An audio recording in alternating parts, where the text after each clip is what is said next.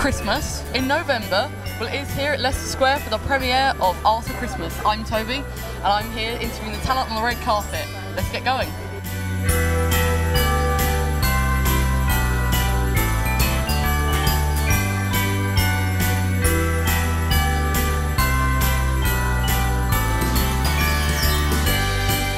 What's it like to see your ideas on the big screen? It's amazing. It's amazing. We've been working on this for 6 years originally. I pitched it. 5 years we've been developing it, and you're just not ready for any of this. This is craziness. You can't believe, like, you walk into this whole mad thing. It's just been our little strange secret for about 5 years, and all of a sudden it explodes onto the screen, and it's just a blast. It's amazing. Could you give us a brief synopsis of the film? Yeah, the film starts with the idea of how it really could be done to deliver 2 billion presents in one night. So we will show convincingly how Santa's operation has kept up with the times and what it really would take to get that done. But of course, like any operation, however slick it is, something can always go wrong. And in our story, something goes wrong. And there's a countdown to dawn where a rookie mission goes out to try and put that one thing wrong right. Your characters you play, like Maggie Jacobs and Extras and Christina and Ugly Betty, they're usually very funny and humorous. Do you think we can expect that the same sort of element of fun in your character in this film? I think so, yes, and I think there's a degree of fun in all the characters within this film.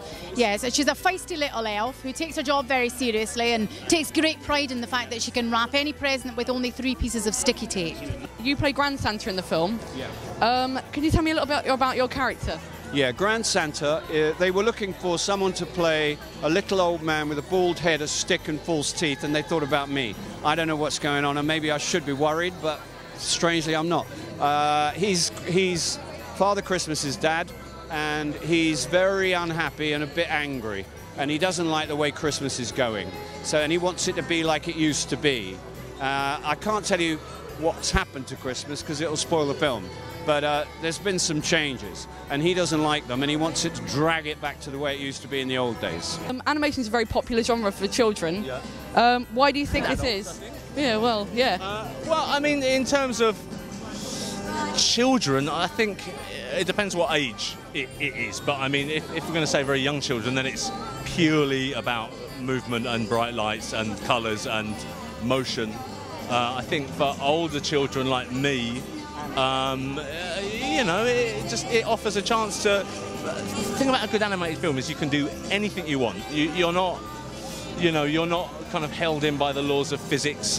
You can go anywhere and you can be anything you want. So I think there's a certain sense of excitement in a big animated movie because you're never quite sure about what you're going to get. You know.